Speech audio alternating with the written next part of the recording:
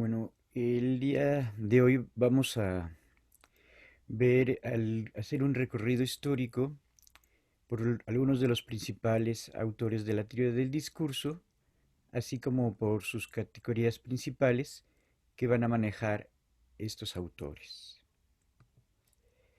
Bueno, uno de los pioneros de lo que va a ser el análisis del discurso va a ser un lingüista francés que se llama Émile Benveniste. Entonces, Émile Benveniste va a encontrar dos características principales dentro de la lengua.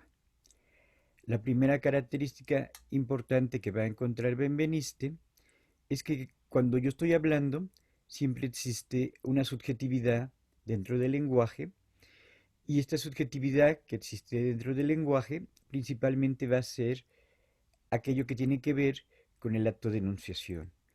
Cuando yo hablo, siempre estoy hablando a partir de mis características personales, y estas características personales siempre tienen que ver con un yo, con una manera en la cual voy a hablar.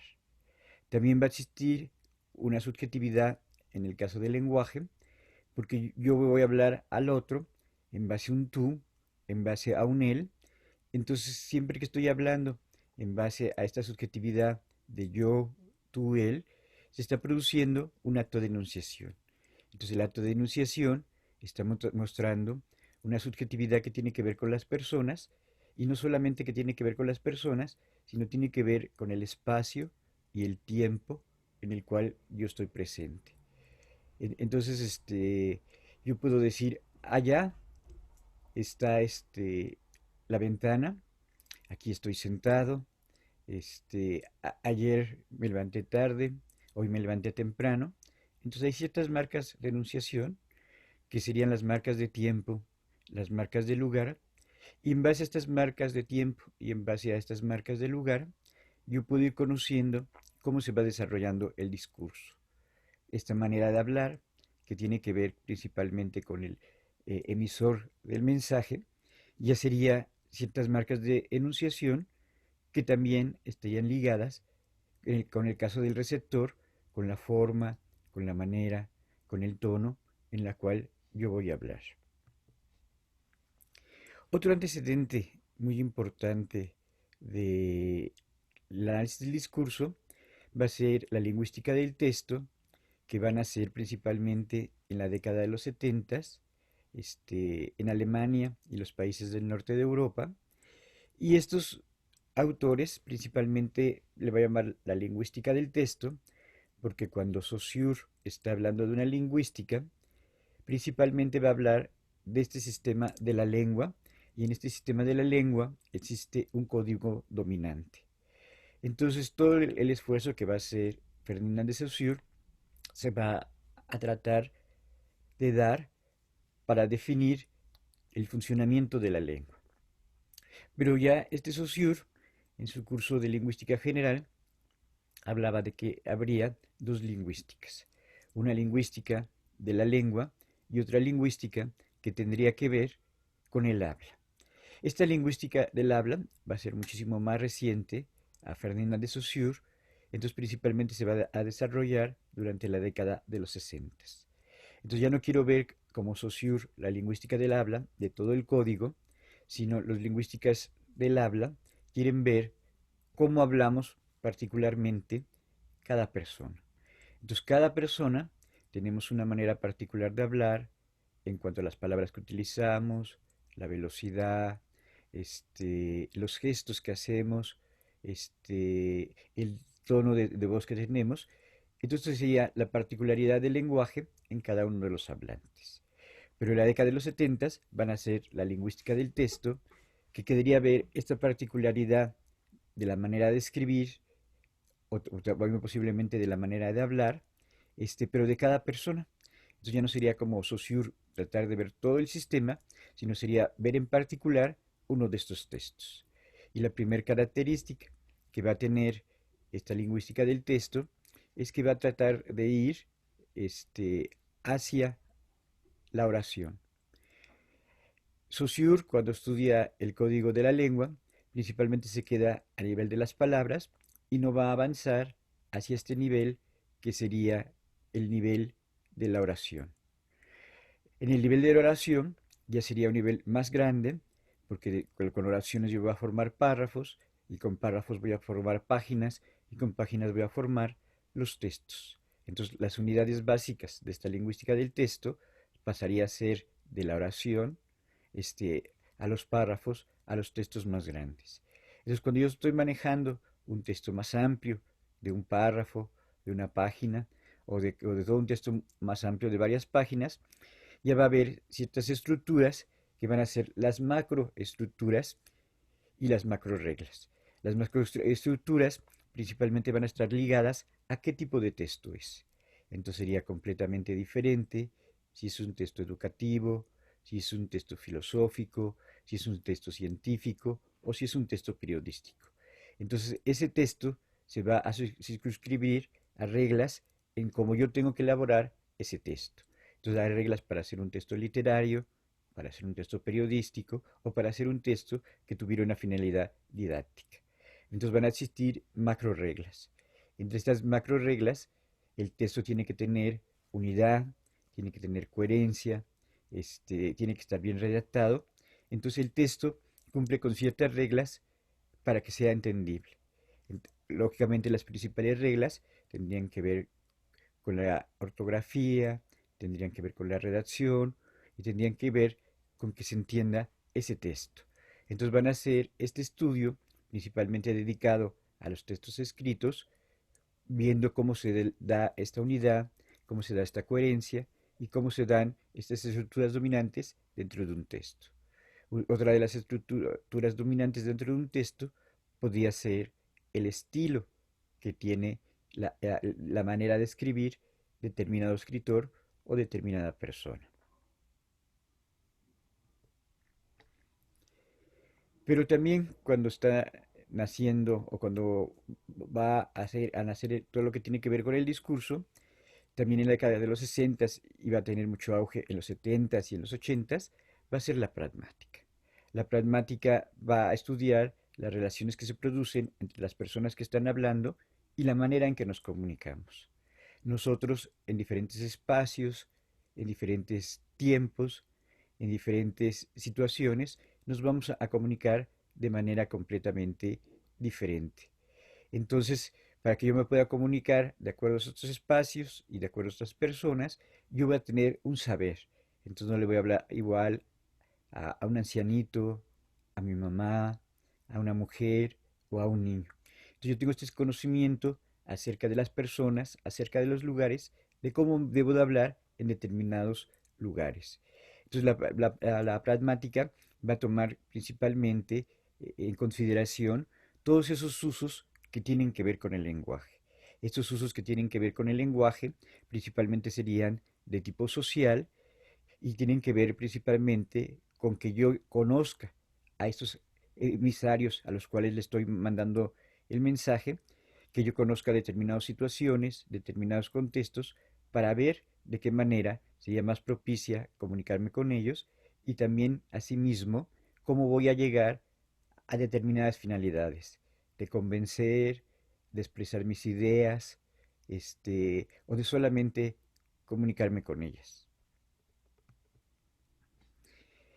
La pragmática estaría relacionada con la teoría de los actos del habla, y en esta teoría de los actos del habla, principal viene de Austin y de otro autor que se llama Searle. Entonces ellos van a ver que van a existir lo que se está diciendo, el contenido de aquello que se está diciendo y qué quiero conseguir con lo que estoy diciendo.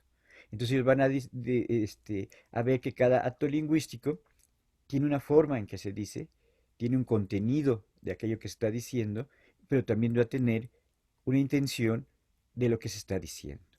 Otro autor muy importante va a ser Gris, que va a decir que existen principios de cooperación. Y entre estos principios de cooperación, yo tengo que tratar de buscar la cantidad de palabras, la cantidad de oraciones que de repente sean necesarias para cada mensaje. Pero también tengo que ver que estas palabras lleguen y se comprendan hacia el receptor que yo me quiero comunicar. Tengo que escoger una pertinencia para llegar con determinadas finalidades y también va a haber diferentes maneras mediante las cuales yo voy a hablar.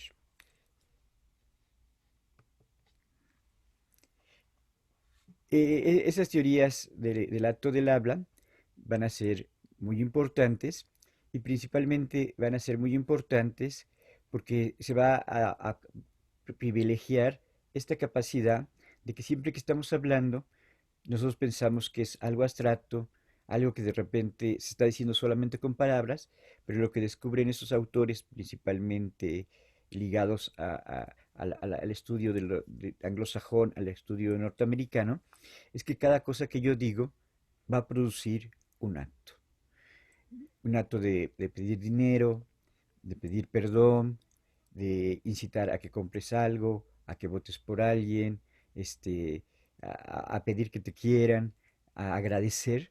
Entonces todas las palabras y las oraciones van a tener y van a constituir un acto del habla.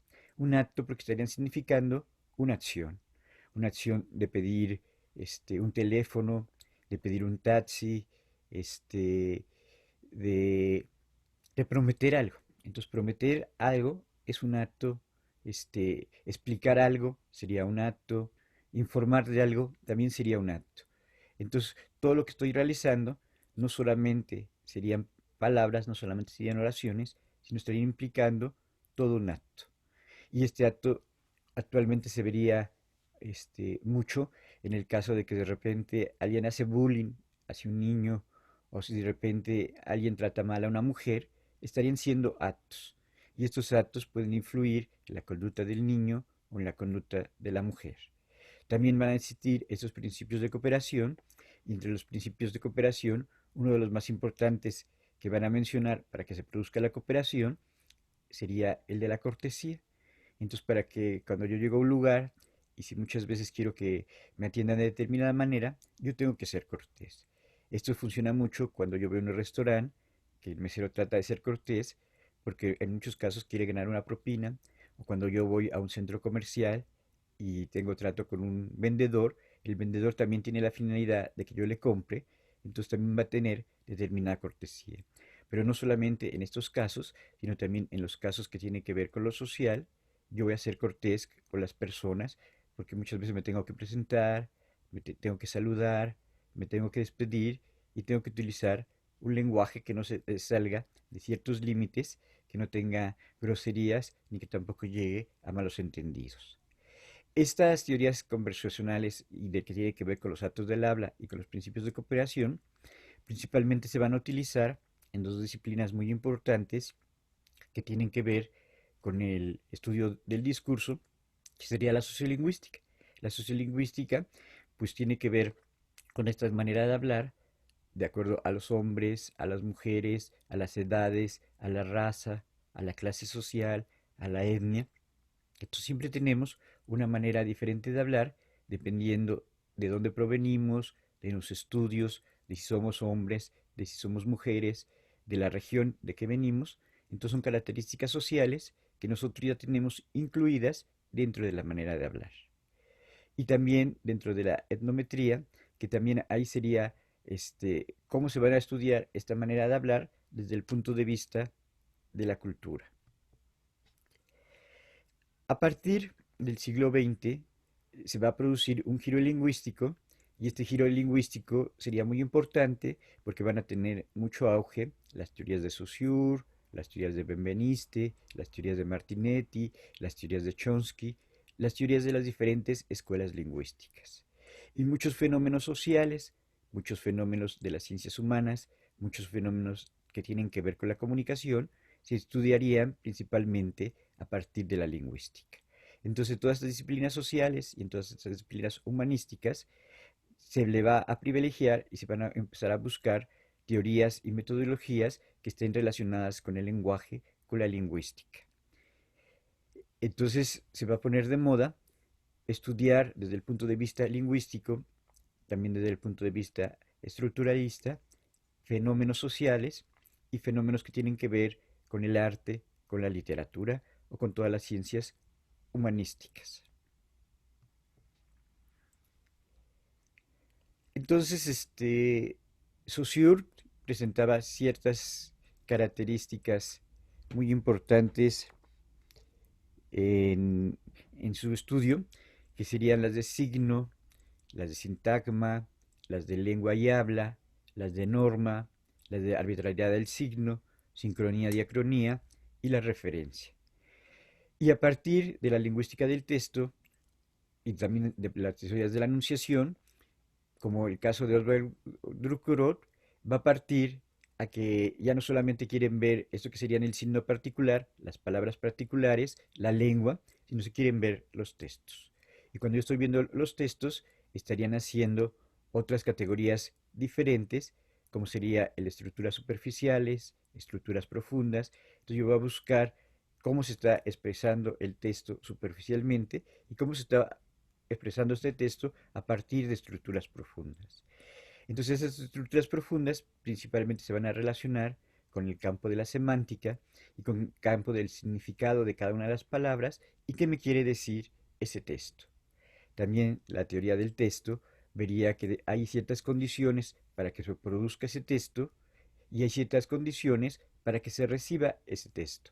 Entonces se diría principalmente que los textos tienen que ver con un momento histórico y tienen que ver con un momento cultural.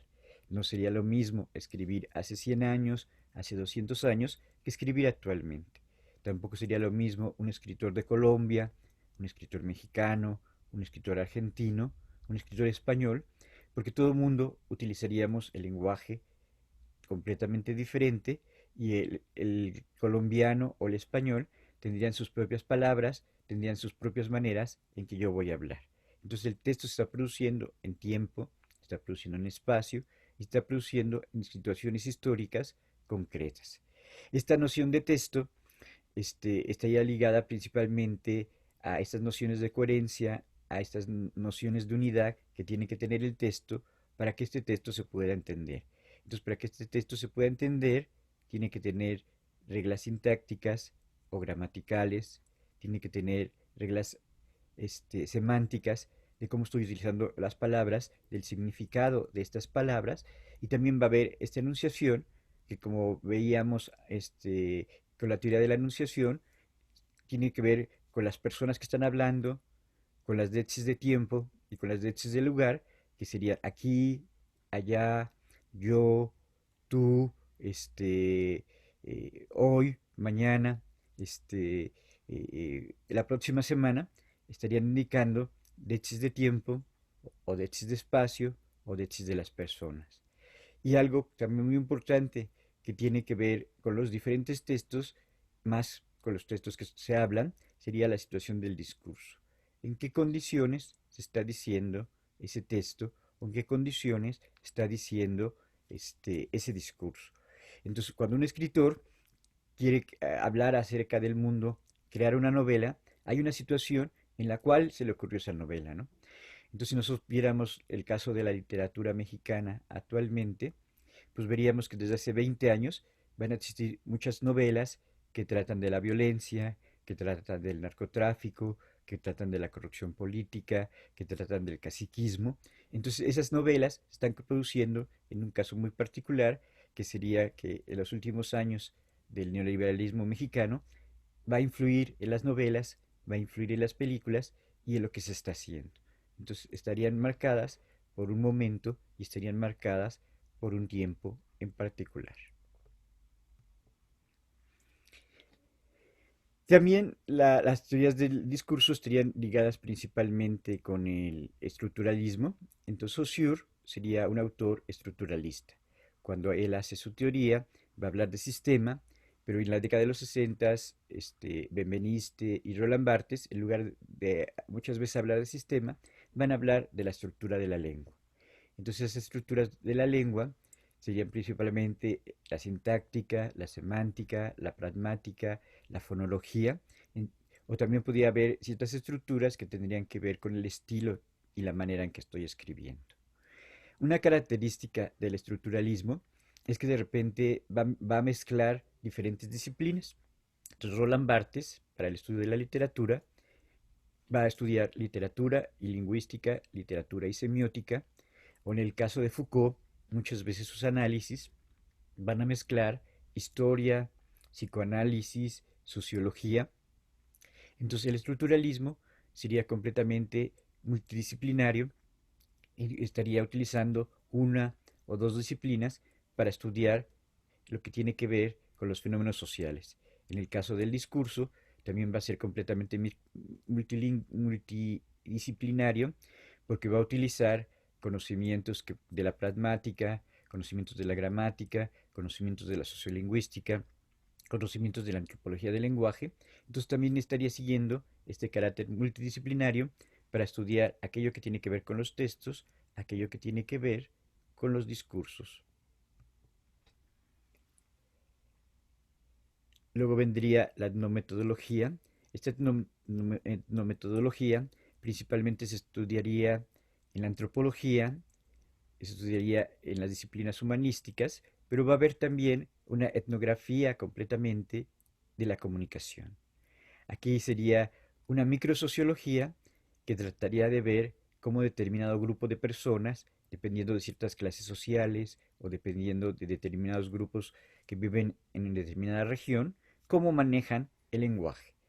Entonces a lo mejor sería diferente cómo están manejando el lenguaje en una escuela del Pedregal, un grupo del centro o un grupo de Monterrey o un grupo que viva en Guadalajara. Entonces manejaría completamente diferente el lenguaje dependiendo de los grupos en los cuales se está desarrollando ese lenguaje. Entonces lo que trataría de ver esta etnografía sería principalmente cómo utilizamos este lenguaje. Muchas veces cuando utilizamos este lenguaje en la vida cotidiana va a haber sobreentendidos, va a haber insinuaciones, puede haber palabras particulares de cada región, palabras particulares de cada grupo social. Pero lo más importante que estaría estudiando esta etnografía de la comunicación sería cómo se producen las relaciones personales. Estas relaciones personales o interpersonales entre la familia, entre una pareja, entre un maestro y un alumno, entre un jefe y un trabajador, o entre una jefa y una empleada doméstica, cómo están produciendo estas relaciones interpersonales. Y aquí ya no estarías entrando solamente el punto de vista del lenguaje, sino estaría entrando estas relaciones sociales que yo establezco con las diferentes personas, con los diferentes grupos. Entonces, en la familia voy a tener determinado tipo de comunicación, en el trabajo voy a tener otro tipo de comunicación, con los amigos voy a tener otro tipo de comunicación, o en la escuela voy a tener una manera diferente de utilizar los lenguajes. Entonces aquí estaría principalmente relacionado con las modalidades de uso y de ejecución de estos determinados lenguajes.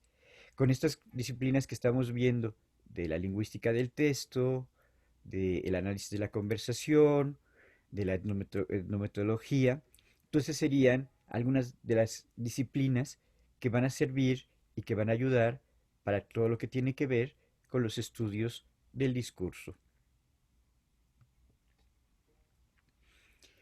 También la etnometodología estudiaría ciertas características que serían las competencias comunicativas. Ya vimos que para estudiar el discurso había competencias sociales, competencias de lenguaje, competencias pragmáticas y competencias que tenían que ver con lo cognitivo. Entonces las competencias comunicativas las estudiaría principalmente esta disciplina y también estudiaría estas relaciones lingüísticas que se producen entre las personas, pero no solamente cuando hablo hay relaciones lingüísticas, sino también habría relaciones semióticas. Mi gesto, mi mirada, cómo me paro, este, eh, cómo muevo las manos, mi peinado, mi vestuario, estarían siendo características particulares de la persona que está hablando. Entonces, vamos a usar ese lenguaje dependiendo de la situación, dependiendo del contexto. Entonces, la etnometodología sería ver cómo las personas utilizamos diferentes maneras de hablar dependiendo de estos contextos y de estas situaciones. Entonces, para hacer este análisis, pues a lo mejor grabaría cómo nos comunicamos en un café, cómo nos comunicamos en un automóvil o en un camión, o cómo nos comunicamos en la escuela. También la etnometodología estudiaría todo lo que estamos haciendo ahorita con las redes sociales, de cómo nos comunicamos con un Twitter, mediante un chat o mediante una clase por Zoom. Serían maneras completamente de comunicarse en estos tres nuevos medios de comunicación y tendrían diferentes reglas. También si yo de repente me estoy comunicando en Face, a lo mejor voy a poner muchísimas caritas felices, a lo mejor si yo me comunico por correo electrónico, a lo mejor tengo que ser más formal. Si yo me comunico por una sala de videoconferencia, pues tengo que también tener otro lenguaje, dependiendo de la edad de las personas, dependiendo de los estudios de las personas y dependiendo muchas veces hasta del canal, de que si es a través de Meet, a través de Google, a través de Zoom, habría características diferentes dependiendo del canal mediante el cual yo me estoy comunicando. Este modelo lo vamos a ver más adelante porque sería muy importante para el caso de los estudios del discurso. Ya vimos esta etnometría que sería cómo se habla en diferentes lugares con diferentes personas.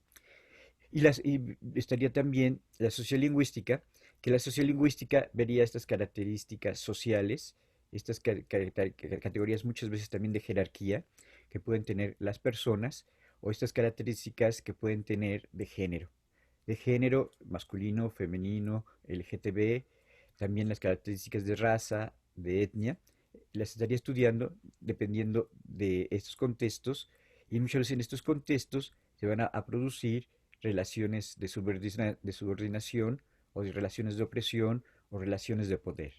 Muchas veces en los casos de estudios de género a veces puede haber relaciones de dominación o relaciones de poder. Entonces, estos contextos son muy importantes en cómo se está produciendo este mensaje, en cómo se está produciendo esta conversación y muchas veces tenemos que contextualizar estos enunciados, estas oraciones, para yo poder entender aquello que se está diciendo en el sentido de que muchas veces la frase aisladamente no la puedo entender si no entiendo ese contexto, esa situación en la cual se está dando ese mensaje. Por eso muchas veces cuando un político da una entrevista, o muchas veces cuando un actor da una entrevista, dicen, me sacaron de contexto, editaron aquello que yo dije, y no solamente para una entrevista de televisión, sino también para una entrevista de periódico. Un periodista puede tener toda la entrevista muy grande y puede cortar y editar ciertos fragmentos de lo que dijo a la manera que le convenga más para su nota informativa o a la manera que le convenga más para el periódico mediante el cual está escribiendo. Entonces, muchas veces en las notas informativas no se va a reproducir todo lo que dijo, sino se va a producir lo más importante de aquello que dice. Entonces también muchas veces cuando yo veo un periódico, el título o la cabeza que tiene esa nota va a ser diferente y puede cambiar de un periódico a otro dependiendo de aquello que quieren resaltar, de aquello que se dijo. También la sociolingüística va a ver cómo se produce este análisis en diferentes situaciones. Entonces cambia dependiendo de la situación y podría ser cuando yo doy una conferencia, cuando yo doy una clase, cuando yo estoy conversando, cuando yo me voy a confesar ante un sacerdote, cuando yo voy a una entrevista de trabajo, serían diferentes situaciones y serían diferentes usos del lenguaje. Pero lo que más le interesaría a la metodología y a la sociolingüística sería el significado pragmático de cómo se están dando estas relaciones de comunicación y también cuáles serían estas intenciones que van a existir en las diferentes comunicaciones. A veces el análisis del discurso iría más allá y también trataría de ver los significados ideológicos que están produciendo en determinadas conversaciones mediante determinados discursos.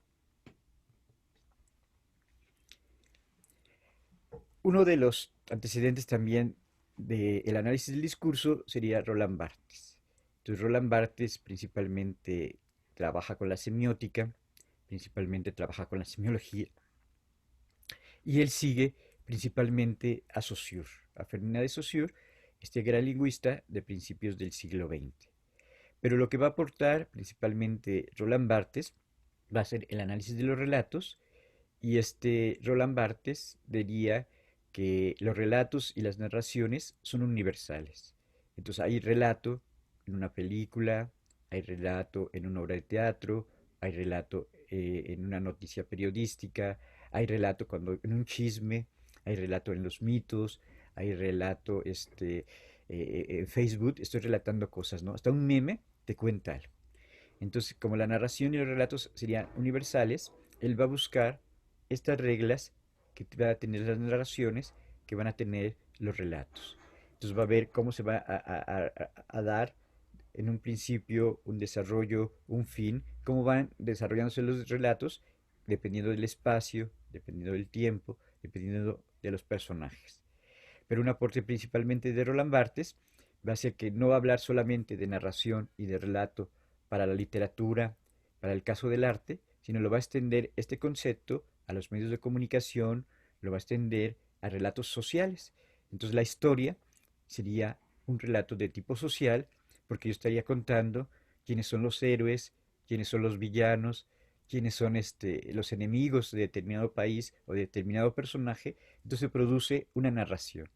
Entonces es bien interesante que ahorita uno prende la televisión y hasta en Televisa los comentaristas políticos dicen, pero es que la narrativa de este político o la narrativa de este otro político me quiere llevar a tal situación, me quiere llevar a tal punto, ¿no? Y entonces a veces utilizan estos conceptos de la narrativa de este determinado político como algo negativo, ¿no? Pero pues en realidad cada persona estaría produciendo su propia narrativa. Yo produzco mi propia narrativa acerca de la historia que me cuento, acerca de quién soy, dónde nací, qué quiero hacer, y cómo quiero que me entierren, ¿no? Entonces yo tengo mi propia narrativa acerca de quién soy, acerca de mi familia, acerca de mis relaciones amorosas. Yo tengo mi propia narrativa. Y esta narrativa que yo tengo como persona, como sujeto, la estudiarían los psicoanalistas, ¿no? Entonces muchas veces los psicoanalistas no estudiarían si aquello que dice la persona es verdadero o es cierto, sino estudian que ellos están convencidos de que así sucedieron las cosas, ¿no? Entonces puede ser que alguien vaya con el psicoanalista y diga, pues mi mamá o mi papá me regañaban mucho, y el psicoanalista no le importa si es cierto o no es cierto, lo que importa es que tú te lo crees y que muchas veces puedes tener una falta de autoestima, un complejo, porque te estás creyendo esa historia que tú estás contando. Entonces nosotros nos contamos historias acerca de lo que somos. Y otra de las aportaciones principales de Roland Barthes va a ser la teoría del texto. Entonces él va a decir que un texto puede ser algo muy pequeñito o puede ser algo muy, muy amplio, dependiendo de lo que el investigador escoja. Entonces puede ser un lema de una palabra o de una oración, y eso pequeñito puede ser todo un texto. Entonces en los 60 existía Amor y Paz. Entonces Amor y Paz pues, estaría relacionado con todo el mundo de los hippies, de las drogas, de la rebelión. O si yo veo la frase me canso ganso, ahí ya estaría relacionado con un personaje político, con un momento histórico, a lo mejor con cierta ideología. Entonces puede ser desde una frasecita o puede ser una novela, o también Roland Barthes lo va a extender a una película, lo va a extender a una pintura, va a extender este concepto a textos que tienen que ver también con la vida cotidiana, como podían ser el amor. Entonces Roland Barthes estudia mucho todo lo que tiene que ver acerca de lo que se ha dicho del amor, principalmente los literatos, pero también algunos filósofos lo que han dicho acerca del amor. Entonces un texto podía ser eh, algo estructurado, pero también podían ser cosas que tienen que ver con la vida cotidiana, con la vida social. Entonces un meeting podía ser un texto, o que de repente las feministas salgan y inventen una canción que diga y la lucha es mía, mía, mía. Esa canción que salgan a la calle y que se presenten un performance, estaría constituyendo un texto. Estaría constituyendo un texto, y en este sentido el texto sería aquello que está diciendo, pero todas las relaciones que va a tener a su alrededor. Entonces, si es el caso de una novela, las relaciones políticas, sociales, culturales que tiene esa novela, o si es una película, también estas relaciones culturales que puede tener la película.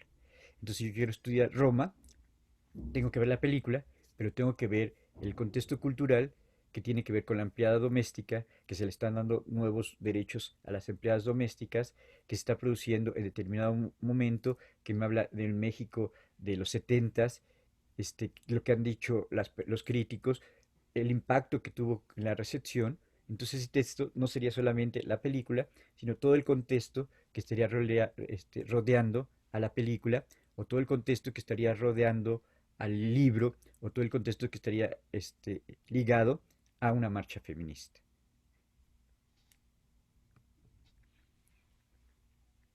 Bueno, Humberto Eco va a estudiar la semiótica, principalmente a partir de Jacobson, a partir de Peirce. Humberto Eco quiere estudiar tanto al arte como a los medios de comunicación. Pero uno de los aportes principales de Humberto Eco va a ser lo que tiene que ver con la teoría de la recepción, y para estudiar cómo el lector lee una novela, estudia principalmente a partir de determinadas estructuras.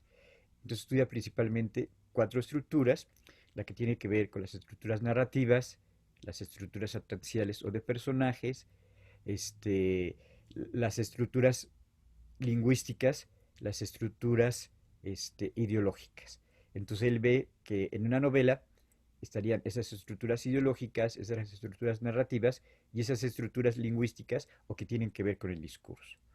Esto lo hace Roland Barthes en una mezcla de semiótica con análisis del discurso y con hermenéutica, para entender cómo el receptor en, comprende y se involucra con una obra. Humberto Eco principalmente lo utiliza para el campo de la ficción, principalmente lo utiliza para el campo de la novela, pero estaría utilizando herramientas de la lingüística del texto y herramientas del análisis del discurso para estudiar principalmente lo que tiene que ver con el campo literario, con el campo de la novela y del cuento. Bueno, ya llegamos a la parte más interesante, que sí ya sería la parte del análisis del discurso. Y el objetivo de este análisis del discurso sería entender las prácticas discursivas que se producen en todas las esferas de la vida social. Estas prácticas discursivas principalmente tendrían que ver con estos discursos, con los discursos políticos, los discursos económicos, los discursos sociales, los discursos periodísticos, los discursos literarios y también los discursos que tienen que ver con la vida social, como veíamos en el caso de las marchas, de una protesta, de una huelga, ahorita de que de repente cierran el centro y ponen casas de campaña. Eso sería un discurso, porque sería una forma de protesta que está determinada con determinado grupo social, con determinada ideología, que sería el grupo de Fremana, que es un grupo panista, que es un grupo de derecha. Entonces ahí sería un discurso que quiere producir algo, que tiene una intención, y que esta intención es hacerse notar, aunque de repente las casas de campaña estén vacías, ¿no? Pero es un discurso, este, aunque muchas veces no se digan palabras, es un acto que está expresando discursivamente una práctica dentro de esta vida social. Entonces, la teoría del discurso se puede aplicar a la salud, a la ciencia, a las relaciones profesionales, a las traducciones, a la enseñanza, a la literatura, a los medios de comunicación, a las ciencias sociales, a las ciencias humanísticas, a la sociología, este, al estudio de la prensa, al estudio de la conversación. Entonces, todas las prácticas discursivas, que serían discursos, que serían textos o que serían acciones, sería parte del estudio del discurso. Entonces, muchas veces como que pensamos que el discurso solamente podía ser hablado o pensamos que solamente podía ser escrito, pero también tiene que ver con esta dimensión no verbal, con esta dimensión semiótica, que sería la presentación del emisor y todas las características mm, que tienen que ver con la comunicación no verbal, ¿no? El tono, la voz, el vestuario, todas estas características no verbales.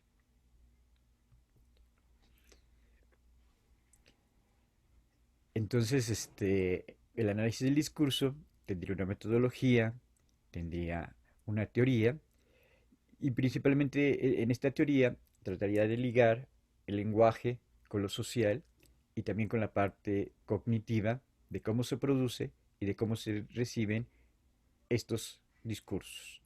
Entonces, dentro de la parte social, estaría tratando de ver qué relaciones sociales se quieren explicar.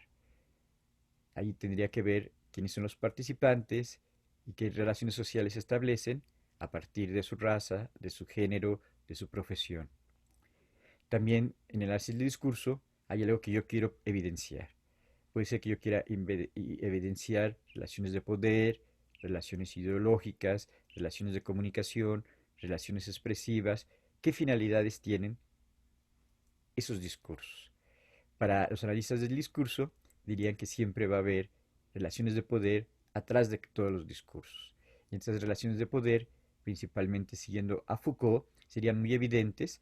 Entonces, en un discurso educativo estaría atrás relaciones de poder, un discurso eclesiástico, un discurso político, hasta muchas veces los discursos científicos esconderían ciertos tipos de poder porque estarían privilegiando ciertos conocimientos, ciertas maneras de que se estudie. Los discursos, lógicamente, tendrían reglas, tendrían normas, tendrían leyes. Entonces yo tengo que buscar cuáles serían estas normas de los discursos, estas reglas y estas leyes de cómo están produciendo estos discursos. Entonces casi por lo regular, cuando yo voy a hacer un análisis del discurso, me voy a hacer preguntas acerca de quién lo está diciendo, cómo lo está diciendo, para qué lo está diciendo, con qué metodología la voy a utilizar, qué quiero conseguir con ese discurso. Entonces hay algunos teóricos que dicen que lo principal de la teoría del discurso sería cómo yo me estoy relacionando con esos discursos para encontrar un significado, una significación, un sentido a esos discursos. Entonces no solamente es el discurso así en frío, así en objetivo, sino es esta relación que yo establezco con ese discurso y esta relación que yo voy a establecer a partir de seleccionar ciertas categorías teórico-metodológicas y cierto enfoque de lo que yo quiero encontrar dentro de ese discurso.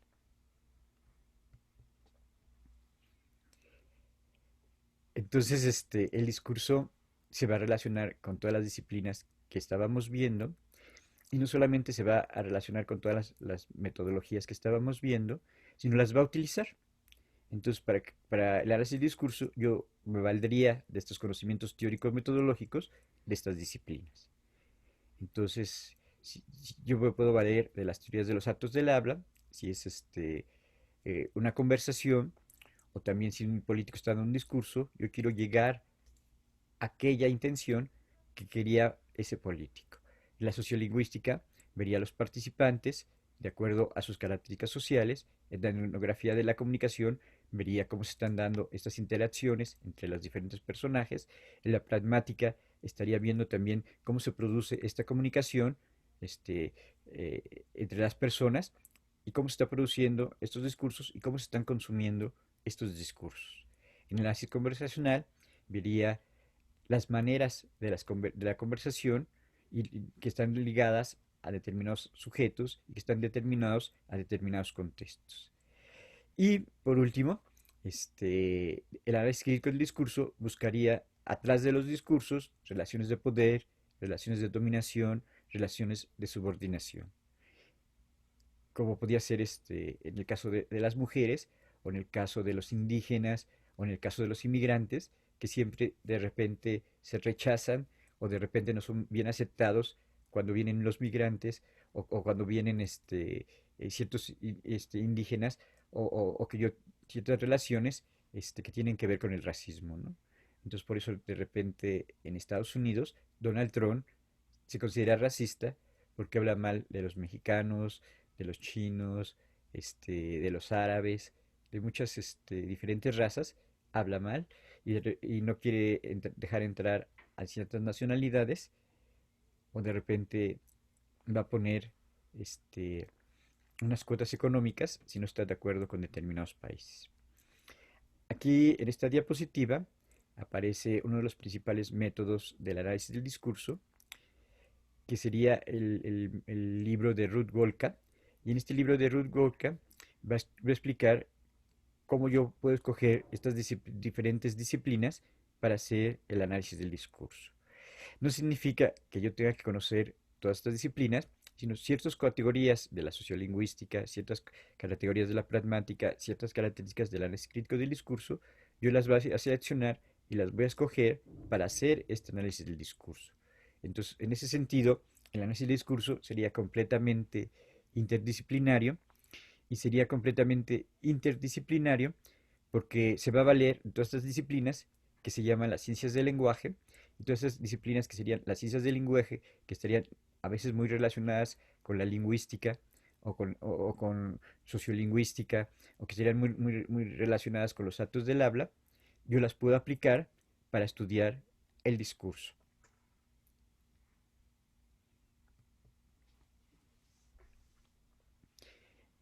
Entonces, estas categorías que vimos así muy sumeramente, un poco superficial, se aplican para el discurso, pero también a partir de la década de los 90, a partir de los últimos 20 años, también se aplican al campo de las ciencias de la comunicación. Entonces, muchos estudiosos de la teoría de la comunicación van a aplicar aspectos de pragmática, aspectos de sociolingüística, aspectos de etnometodología para el estudio de la comunicación. Entonces, no estaría alejado los estudios del discurso de los estudios de comunicación, porque muchas veces estarían aplicando estas mismas categorías, estos mismos conceptos. Entonces, esta teoría de los actos del habla funcionaría para los medios de comunicación o funcionaría para las conversaciones interpersonales.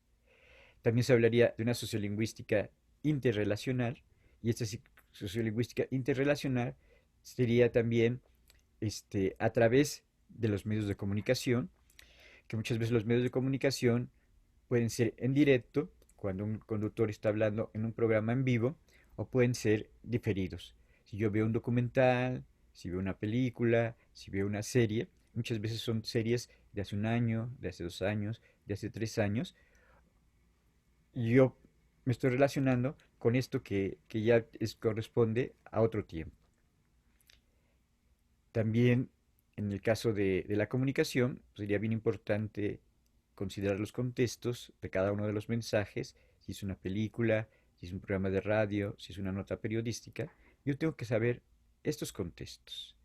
Y no solamente tengo que saber de estos contextos, si nos fijamos, muchos de estos discursos, muchos de estos mensajes van a manejar el lenguaje, van a manejar la palabra, y aunque estamos en los nuevos medios de comunicación, ahorita todos estos medios a través de la cámara, a través del WhatsApp, que muchas veces puedo enviar video o que puedo enviar sonidos, que puedo enviar algo que yo dije, estarían ligados con el lenguaje. Entonces hay una metodología completamente de los medios, para la radio, para la tele, para el cine, pero también para los medios, como sería el WhatsApp, como sería el Face, como sería el Twitter, como sería el Zoom. Entonces también utilizarían estas teorías etnometodológicas. Esta, esta diapositiva se repite un poquito, porque ya nos estaría hablando de esta etnografía de la comunicación. Y ahí también la etnografía de la comunicación, aparte de ver cómo están produciendo estas relaciones de lenguaje, estas relaciones no verbales, estas relaciones de comunicación, estas interrelaciones entre diferentes personas, a veces también se puede medir. Entonces también cuando se mide cuántos seguidores tengo, cuántos likes tengo, si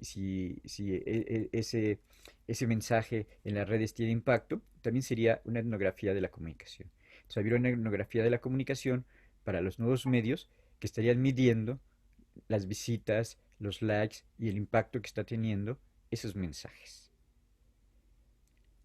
También se aplicaría para el análisis conversacional, este, para yo comunicarme interpersonalmente. Si yo me quiero comunicar interpersonalmente en el trabajo, en la escuela, en los partidos políticos, tengo que conocer también este análisis conversacional y eso que sería cómo elaborar y cómo entender un discurso.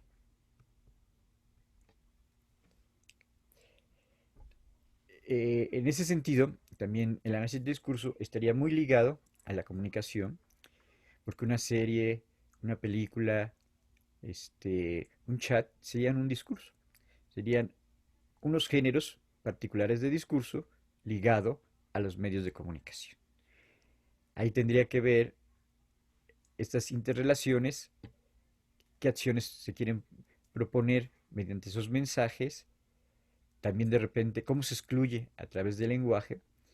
Si se fijan, muchas veces se dice que la televisión tendría que estar dirigida a todos los públicos y muchas veces hay ciertos tipos de televisión que no hablan ni de los campesinos, ni de los obreros, ni de los sindicatos, o de ciertos grupos LGTB, o de las mujeres feministas. Entonces hay muy pocos programas que traten determinados grupos sociales o determinadas minorías, ¿no?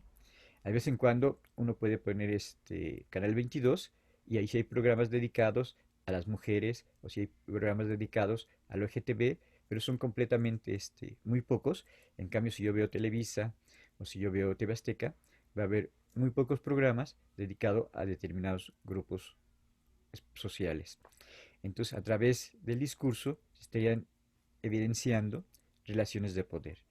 Y estas relaciones de poder existen en los medios de comunicación acerca de quién es el dueño de los medios de comunicación y qué partido o qué ideología o qué grupo social privilegia.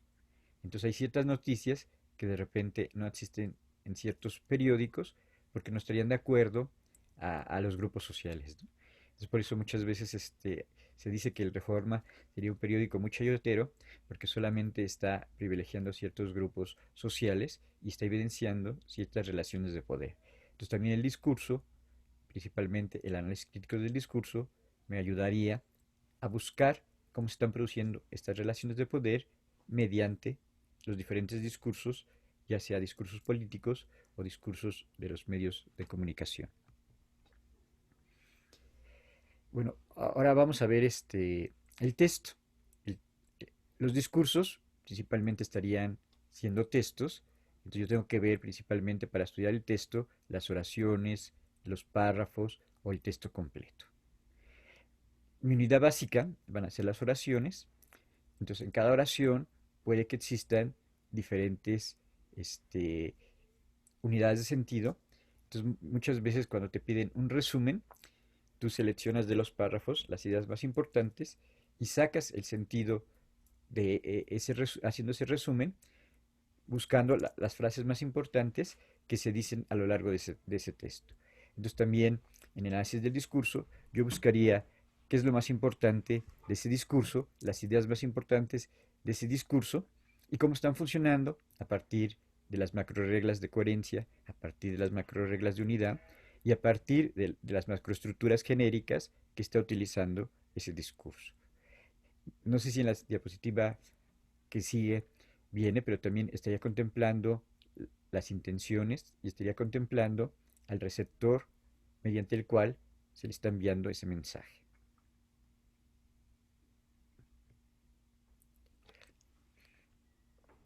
Aquí uno de los autores más importantes, que sería Theo Van Dyke, va a hablar de microestructuras, macroestructuras y superestructuras. Entonces, las microestructuras serían oraciones o un párrafo. Sería algo pequeñito. La macroestructura ya sería todo el texto y ese texto estaría regido por determinados géneros. Entonces, si fuera un texto de periodístico, sería diferente un artículo, una editorial, una nota informativa, una crónica, un ensayo, una crítica de cine. Entonces, tiene que seguir ciertas reglas macroestructurales para que se produzca y que sea realmente una nota informativa, o un artículo de opinión, ¿no? Esto lo ven en los diferentes géneros periodísticos y también podrían existir en los diferentes medios audiovisuales para que sea una entrevista, para que sea una crónica, para que sea un reportaje, para que sea una cápsula, tiene que seguir determinadas reglas. Y Theo Van Dyke va a hablar de ciertas superestructuras y estas superestructuras a veces estarían ligadas principalmente con la parte estilística y con la parte retórica, con la parte elocutiva de cómo yo este, elaboro ese código. Entonces Humberto Eco dice que hay una hipercodificación retórica, una codificación estilística, y esta hipercodificación ya estaría dependiendo del lenguaje, del estilo, de los símbolos que uno maneje dentro de los propios discursos. Entonces, la estilística y la retórica serían como parte de esta superestructura que tendrían características personales del que hace el ensayo, del que hace la novela, del que hace el poema, o también del que está haciendo una nota audiovisual, ¿no? Si se fijan, cuando yo veo una nota audiovisual, sí cambia mucho si la está haciendo un youtuber, si la está haciendo alguien en un documental, si la está dando alguien en la televisión. Y aquí también en esta parte de la superestructura estaría de qué estilo me gusta más y a quién le creo más, ¿no? Entonces puede que me guste más determinados youtubers o puede que yo le crea más a determinados youtubers porque tienen más credibilidad que otros que no tienen tanta credibilidad.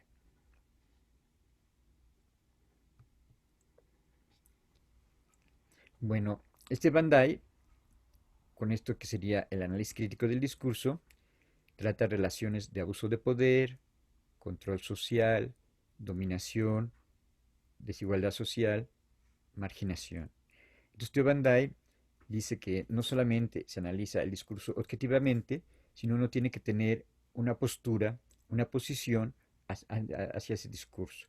Entonces, si yo veo un discurso que tenga que ver con el abuso de poder, una nota en que están tratando mal a un grupo social, pues yo tengo que evidenciar ese abuso de poder, evidenciar esa dominación que de repente va a existir dentro de los discursos. Entonces, para Theo Van Dyke, el analista tendría que tomar posición, y, una posición crítica y denunciar estas prácticas en donde de repente hay dominación o hay desigualdad. Pero lo que va a decir este Theo Van Dyke, pues que el discurso no está en aislado, sino para que entender el discurso lo tengo que ver en base a las estructuras sociales, en base a los grupos de poder, en base a las instituciones, para entender completamente ese funcionamiento. Entonces los discursos no serían solamente ver el discurso y verlo en abstracto, sino relacionarlo ya con estructuras concretas de poder, de grupos, de instituciones. Bueno, este es el que es la fotografía que aparece del lado izquierdo, sería Theo Van Dyke. Entonces Theo Van Dyke va a estudiar los discursos, va a estudiar los textos a partir de las relaciones de poder, a partir de las relaciones de dominación, y entre sus principales obras tenemos La ciencia del texto, 1938, Estructuras y funciones del discurso, de 1980. En el primer libro de La ciencia del texto estaría aplicando todas estas herramientas que parten de la lingüística textual. En estructuras y funciones del discurso se centraría en dos tipos principales de discurso, los que tienen que ver con la política y los que tienen que ver con la literatura. Después va a ser el libro de la noticia como discurso y ahí trataría de ver cómo se ven estos fenómenos del discurso en la prensa. Entonces ya estudiaría este, noticias, artículos de opinión, editoriales, principalmente dentro de la parte narrativa y principalmente también dentro de la parte argumentativa. Y otro de sus libros importantes sería Racismo y análisis críticos del discurso.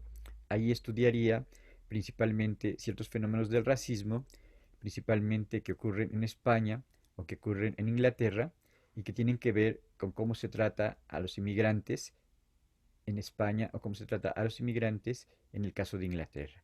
Nosotros pensamos que a lo mejor estos países son países muy avanzados y que tienen un bajo contenido de racismo, pero lo que hace Theo Van Dyke es que utiliza dos o tres periódicos muy importantes españoles y dos o tres periódicos muy importantes ingleses y descubre que existe cierto racismo, principalmente en el caso de Inglaterra, hacia los musulmanes o hacia los árabes, o también en España, que de repente empiezan a llegar gente este,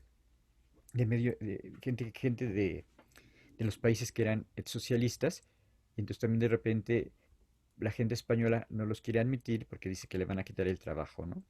Esto mismo pues, ocurre en México cuando pasan las personas de Guatemala, las personas de Honduras, esto mismo ocurre en México o esto mismo ocurre en Estados Unidos, que todos los latinoamericanos, todos los mexicanos que quieren ir a Estados Unidos, hay actitudes racistas en Estados Unidos. Entonces, este fenómeno que parece aparentemente erradicado, sí se presenta en muchos países, ya sean del primer mundo o ya sean países con menos posibilidades económicas, como en el caso de Latinoamérica.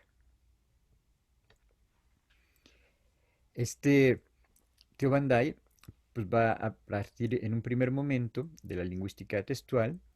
Entonces, esta lingüística textual, la unidad sería la oración.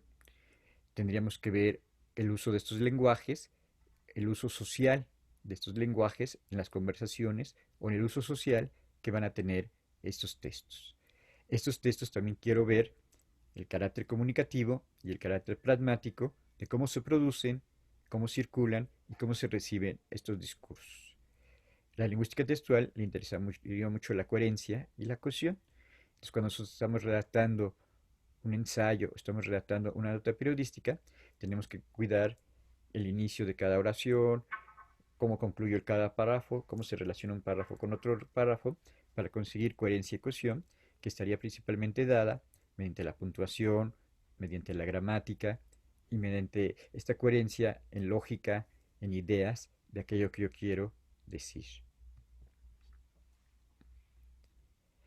Otras características de la lingüística textual sería principalmente que cuando es una conversación o en el caso de que sea un mensaje, tengo que ver ese mensaje dentro de su contexto. Principalmente cuando sería una nota que se está dando en un periódico o una nota que se está dando mediante la televisión, tengo que ubicar esos contextos en los cuales se está dando, ¿no?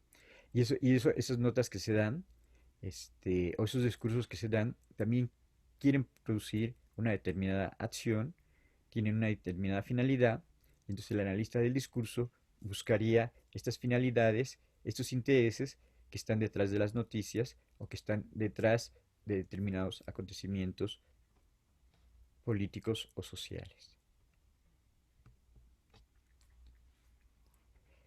La lingüística social, la lingüística textual, primeramente, también, principalmente Theo Van Dijk, en el primer libro que se llama Estructuras y Funciones del Discurso, va a estudiar la literatura y va a estudiar la literatura utilizando técnicas de la pragmática literaria.